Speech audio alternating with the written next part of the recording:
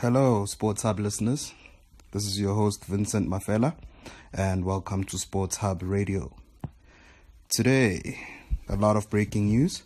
We're just going to jump right into it. We'll start mostly with the transfers. Now with that Lionel Messi saga having gone past, we see a lot of attention being focused on Gareth Bale. Gareth Bale joined with such a sensational loan deal, and he just went back to his former club, Tottenham.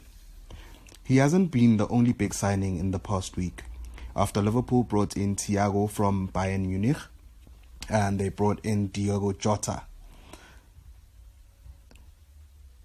Douglas Costa is tipped to join a Premier League outfit of Wolves, having been told by the new coach Andrea Pirlo that he's not in the plans. Along with me, I have Erasmus Chaba, who will tell us how that actually is a big deal. Erasmus? Shucks. Okay, Douglas Costa, ne? Yes. You'll be putting me on the pedestal, yeah. Costa have been told by the new club, by the new coach Andrea Pirlo, that he's not in his plans. And while on that, since they have failed to convince Luis Suarez to join them because he couldn't pass the Italian language, or he cheated. Apparently, he cheated. So they have called on the prodigal son to return in Alvaro Morata. So Alvaro Morata returns to Juventus. While on that, just to jump in, it just sounded interesting, and I'm sure even the sports hubbers will find it where, if it was them, they would want to jump into this. Alvaro Morata. Isn't he the luckiest player alive, I can say? Always gets the big teams. Alvaro Morata. What did you guys love? Who plays like Frimpong? I'm sure most of us remember Frimpong. He ended up landing in the books of Real Madrid. And then from Real to Juve, from Juve to Chelsea, from Chelsea to Atletico, and then back to Juve. Like, no small team. He's not playing for Wolves, or no disrespect for Wolves. I don't even think he will fit into Wolves. Wolves are a proper side with their acquisitions. We'll get into those much later with you guys there. But Morata, just to spend like a few 30 seconds there, isn't he the luckiest player alive? Must be. So I'm hoping we don't see him join Chelsea again, seeing that strikers are being injured in that team. I would write it off with what's happening with him. I think his agent is doing a great job for him. Look, he's ending up at the biggest club in the world all the time. But remember that previously he made 93 appearance for the club and scoring 27 goals. Quite a good striker. That's why they want him back, because now he's got Cristiano. Maybe he's going to play 93 games and score 101 goals. Fair point. I wouldn't put it past him. Because he was doing so well under Conte. But Conte is not there. It's Andrea Pirlo. But Pirlo, we know he was under Conte when Alvaro was there. He was the one busy dishing up the passes for Alvaro. Yes. So it'll be an interesting one. Maybe Pirlo understands Alvaro. So I think that's where it comes from. And what you mentioned is a very key point there, Erasmus, that his stats while he was at Juve as a loanee, as a youth, as a young talent, who Real Madrid almost cast out, he showed that he has great potential and he's a good player. And Real even called him back after that spell at Juve. Exactly. Yes. Yeah. Yeah, and talking about the comeback boys, what's the story about Mario Götze? The big one, he could be seen joining Bayern Munich this season. Mario Götze has been a free agent since the end of the summer transfer season, And at the moment, Gotza has no team. There's actually a story of him maybe going to Italy or England. Maybe we might see him join Juve as well. Or we might see him joining Wolves. They also wear similar colors, almost close enough for Dortmund. So he might feel like Dortmund there. Yeah. But in Wolves, man, Wolves are just building an empire for Portugal. They want Portugal to be represented there, man. But if he goes to Munich, that will be very interesting. We'd see a lot of football from him if he joins Bayern again. But it would also mean he is a one league wonder. Would he be our new Messi without having left the league? He's not the only one. If you look at Marco Reus, even though he's injury prone now, I always had big dreams for him. I'm sure he also had big dreams for himself. But as a football fan, I always admired Marco Reus, and I had belief and big dreams for him. I saw him dominating the world in football, especially not just in Germany, but just even for the German national when team we watch as well. the UEFA, he plays amazing football. Yeah, but that's the same. So wouldn't you guys say the same about the Ballon d'Or victim, Roberto Lewandowski? Because he's from Dortmund, he went to Bayern, and now he's the magician of goals. So he's stuck there. So do you think if he was to move to another league, would he still perform the same as he's doing at Bayern at the moment? I really doubt. I feel like he has mastered German football. He is the machine. But the other thing that I fear, especially for players like Lewandowski, is the age factor. I mean, yes, we see footballers mature and get better. But over time, an older player gets used to the league they're in. And once they have to move to a different league at an older age, it becomes very difficult. Yeah. It's not just also about your abilities and skills. Sure, you can be a goal poacher, you can be good on the ball and stuff like that. But another factor that comes to play, adaptation. Are you able to adapt quicker to a new environment and stuff like that? We know he comes from Dortmund and to Bayern, the same country, same kind of league. It's not that difficult for him, but I like Matata, or Vincent rather. I can tell the file. Untsha di file no. Ditsakadi ka mabitso a ko strateng. So, like you pointed out, Vincent, there, that's a key point, that with age, it plays a factor now. You become too comfortable into your own environment. I think also in his mind, maybe mentally, he's not even thinking about any big move to another big club. Maybe potentially moving into America, the retirement home of European footballers. But now America, the MLS, is also becoming a tough league. A noticeable league. Yeah, so it won't be a retirement home for them anymore. Maybe China cash in the big bucks before retiring. But maybe he can come as a mentor for the youth side if a big team in Europe signs him, or maybe not even such a big team, maybe a mid-table team signs him, and just to bring in that experience, maybe for the young talent to bring that mentorship with him. But what I liked about that point you mentioned, if you compare him to your players like Zlatan, he's not loyal to one team. Yes. He's been moving and traveling, but doing great everywhere. So he has that in him. So that's why he's not struggling when he moves to a new team. As old as he is right now, he's still doing at peak level more than players we expected to do good. Maybe that's because he forgot his age. Yeah, he does. 20. Zlatan is very young at heart. Speaking of young at heart, how about this 19-year-old American spectacle? Sergio Dest.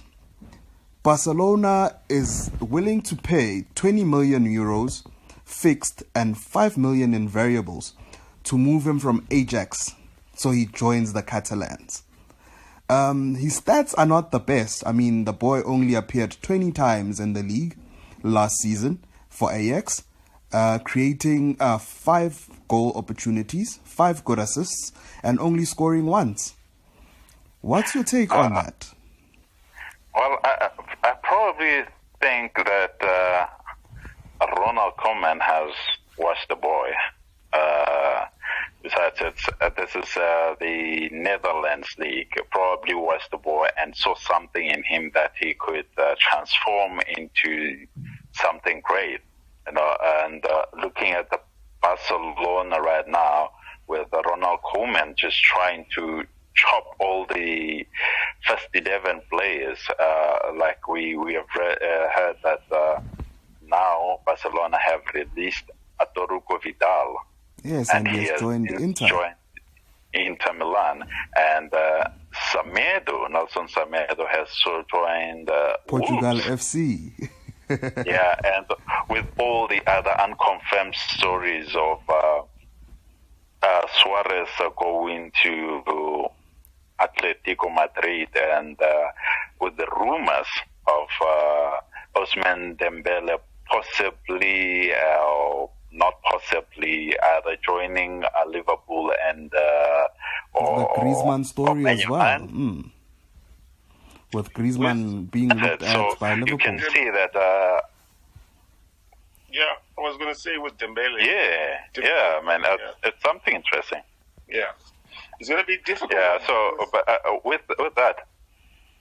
Oh, yeah. I was going to say. You can go ahead. Give. Sorry, man. Yeah, it's going to be difficult with Dembele. I think Dembele wants to be a first-team player, and then you call him as Klopp, and in his head or on his Twitter, on his Instagram, he goes to Liverpool and he sees Sadio, he sees Salah. He wants to be a first-team player. He has the potential, he has the talent. It's just his injuries that are holding him back. Yes. And I like his mentality. As deemed as a bad boy, but when it comes to performing, he does. But he looks at that, and he looks at Shaqiri, he looks at Minam. Where's Shaqiri? Where is Shaqiri? We should actually run a promo. Where's Shaqiri? Find Shaqiri. Shaqiri is it's kind of injured. So during this first weekend's game, that he's probably not fit to play because he was kind of injured towards the end of the season. But with going back to that Dembele issue, since Man United are said to be interested in him, do you think because you're saying that at Liverpool he might say that, well, I don't want to sit on the bench, so who is he going to bench at Man United? Jesse at Lingard. Man United, he can bench Pogba. I'm just playing. But true, there I see him walking into the team, honestly. If he's fit and he's ready to play, obviously it will take him some time. They introduce him to the team, but the moment he ticks, the moment he gets into his zone, I think your Rashfords, your Martial, even though they moved into centre forwards, but they'll struggle because I see Man United are not playing as much with wingers. They're playing with wing backs, especially with your Shaw and your AWB, Wan-Bissaka, yes. Right. They're not playing much. If you notice, they're playing, they've got your Bruno, they've got Pogba, Matic, everyone. Is playing from the middle. If you have Scott McTominay, he also comes in from the midfield. Daniel James is also coming out from the middle. There's no one coming from the wingers. It was your Martial, sometimes your Rashford, but now they're converted to directly being centre forwards. So if you want to go back to your conventional, traditional wingers again, I think he just walks into the team. No disrespect to any Manchester United. Speaking of walking in, actually, Timo Werner at Chelsea. Yeah. Kia Havertz. These are players that have had an impact. Yes, we haven't seen them score goals, but they've walked in and played well at Chelsea. And with Chelsea being the most active club in the Premier League so far in terms of bringing in players, I mean, Chelsea has already spent 230 million euros just on recruiting new players. Don't you see that happening with more young talents that are coming in, them just fitting in like a glove, them playing as they did in their previous clubs and really gelling well with the team that they get into? I like to jump straight in on that. I'm really concerned with Chelsea. To tell the truth, last season they didn't perform that bad, and they were only using development players. But now they have played 2 games already, right? How many have they won? They've won 1. They lost 1. They're a 50-50.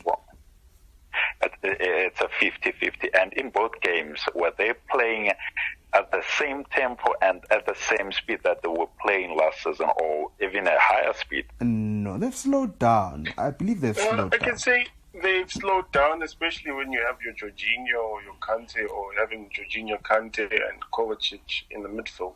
They move the ball. But what another factor, if you look at the team, there's injuries. Besides injuries, those players that came in, the new boys, kind of played out of position.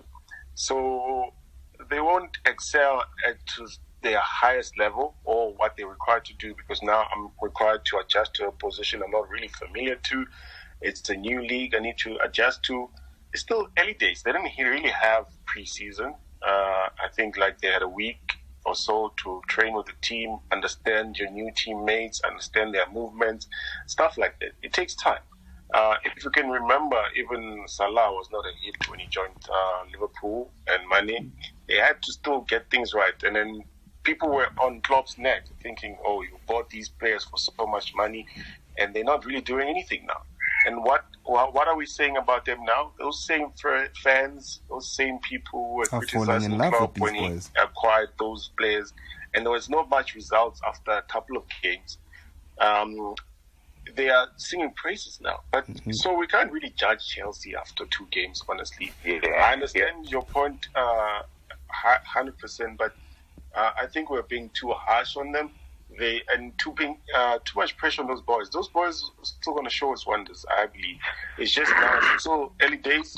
We're still getting to know the team. But as a results-driven team, but the Chelsea needs to get results, especially with the pressures from the fans. But with Lampard getting the backing of the owner, Roman Abramovich, I don't think he has any pressure about delivering results. I think he brought forward a plan of how long he's expected to achieve things, of a plan of how long he wants to do things for, or what's the goal, and how long will it take him to achieve that goal with Chelsea.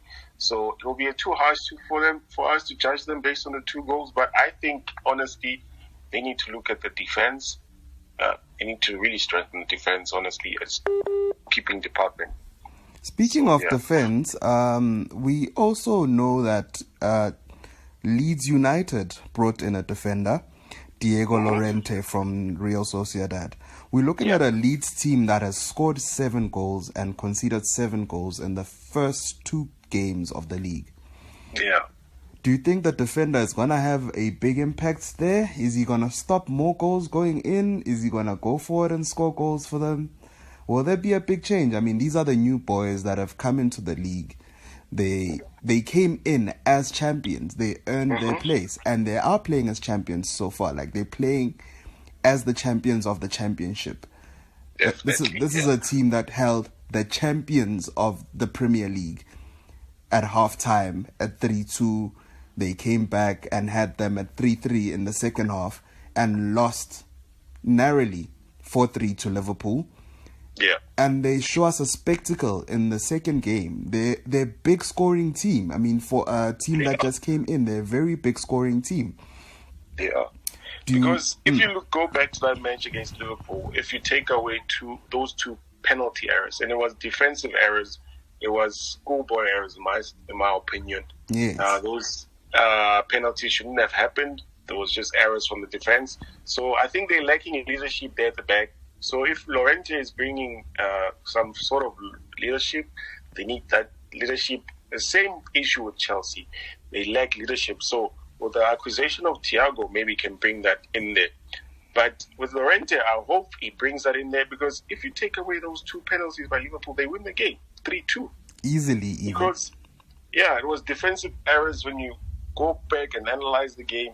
So, they look scary going forward. Any team in the Premier League should be worried. Your Manchester Cities, your United, after the Crystal Palace showing, they should be worried. They should be very worried. If they're going to face a high-flying Leeds like that, a quick, young forward, attacking forwards like Leeds, with the slow defense that they have, they're going to suffer.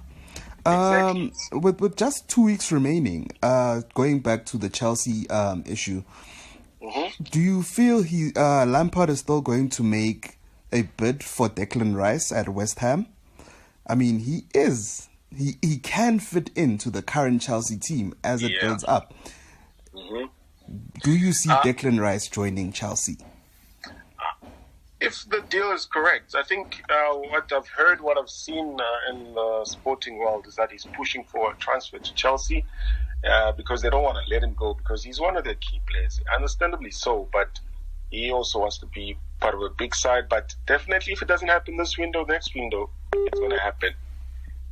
So we could see Rice joining Chelsea now, because from what I've gathered from Lampard's press conference, he doesn't view your what do you call it, N'Golo Kante as your holding midfielder. So you need someone who's a solid holding midfielder. Your Jorginho is not a holding midfielder; he's a pivot.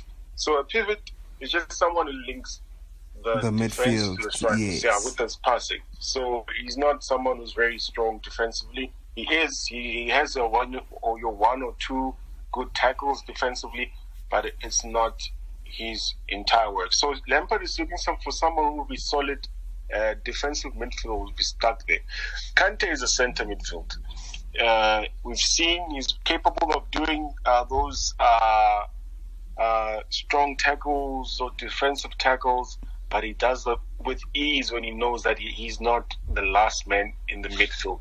Like, he's not the man who's required to do so. If he has that freedom to flow as a centre mid, he will be that cover that defensive midfielder needs. So I think Lampard and Chelsea are pushing to get Declan Rice, so just to cover that gap, so they can have much ease for the defense and going forward. Because we know they have acquired a good attacking players and they have good attacking young talent who always explore going forward, but now they leave gaps open in the midfield. So with your Declan Rice, I think it will help them a great deal. So we could potentially see him, but from what I hear, if not this window, the next window. Yeah. So that is about most of what we can cover today on the transfers. But looking at the games that happened recently, last night's game, Manchester got their first penalty of the season. Something worth celebrating for a Manchester fan, seeing that a lot of them are actually enjoying the Manchester football, but are seeing more penalty goals than actually goals during the run of play or set piece goals. Yeah. What was your view on Manchester's game in the Carabao Cup? In the first minutes or the early stages of the game, it was a bit scrappy. It was not that convincing against a League 2 team. So I don't know. I don't know what they require, even though they'll say they were playing their B side, but it didn't look like really B. Did not. It did not. So I think they also get match fitness for their players before the league starts getting tougher and tougher. But yeah, I think it was one of those matches where you just want to get your players more minutes so they can get match fitness. But I wasn't really that impressed, even though they won 3-0. They weren't at their best. That was not what we expected of Manchester. Convincing best, yeah. And then, that's my take on that one. Then the COVID cases that came up in the Carabao Cup. Yeah, that was crazy, especially with the West Ham story. The West Ham story, before kickoff, few hours before kickoff. 70 minutes to be exact. 70 minutes before kickoff. That's even not a whole match. That's so. Yeah, the story is West Ham had confirmed corona cases just 70 minutes while they were still warming up before the match. So and they were at the stadium. West Ham boss David Moyes had to leave. Issa Diop had to leave. Josh Cullen had to leave. Allen Ivan was shocked. The assistant coach of West Ham, saying he didn't know. He was also shocked when it happened, when they had to leave. It was 6:20 UK time. Then he heard the news and he was shocked that these guys had to leave because now they received corona virus cases. So it was not big of an issue because they were in the same room as the opposition team before the press pre-match, I can say. But interviews. The shock here is that the medical officials actually allowed the game to carry on and play. Exactly. I was about to come to that, but I was saying they said they were in the same room, but there was not much interaction with the opposition team because it was a kind of a big room. But my shock here, the game was not called off. The game still went through, and West Ham won 5-0. I don't know if I will dispute or they won 5-1 on the night. Yes. Yeah, they won 5-1. They won 5-1. So I'm not sure if I will dispute this or what, because if you remember, yesterday another match was supposed to be played. The Tottenham against match. Leighton. Yes, but it was called off because of positive cases from the opposition team, which was Leighton. But I feel as Hull City was given the opportunity. The Hull City team was given an opportunity to test. They declined. They declined the offer to pay for the tests because they just didn't want to test. And now, do they have a foot to stand on if they were to go contest the match and say we were being put at risk? That's why we didn't play at our best. Yeah, I think you have a point there. It'll be difficult for them to go have a case against that because now they didn't want to test as well. So it's a host of things, and I don't know. It's strange because now what happens going forward? Are we still going to have such issues? We're still going to see a lot of COVID in these matches. We're still going to see a lot of COVID issues. I guess the fear here is closing down football because if teams start complaining about COVID, then might as well stop playing matches again. So in closing, before we even go any further, we will return with more sports news later tonight. For now, these would be your morning updates from the Sports Hub team. Myself, Thabo Mafela, Erasmus Chaba, and Gift Tlhabane. Thank you for joining us. Thank you, man. Thank you for everyone. Follow Sports Hub. Follow us on our Instagram pages, Facebook, and then Twitter. We will always have the latest and greatest news when it comes to football for you worldwide, not only local soccer. But don't feel now that we're leaving out local soccer. We didn't touch much on it, but stay tuned. More is coming. More is definitely coming. Thank you for joining us. And remember, you can always join our Premier League Fantasy League.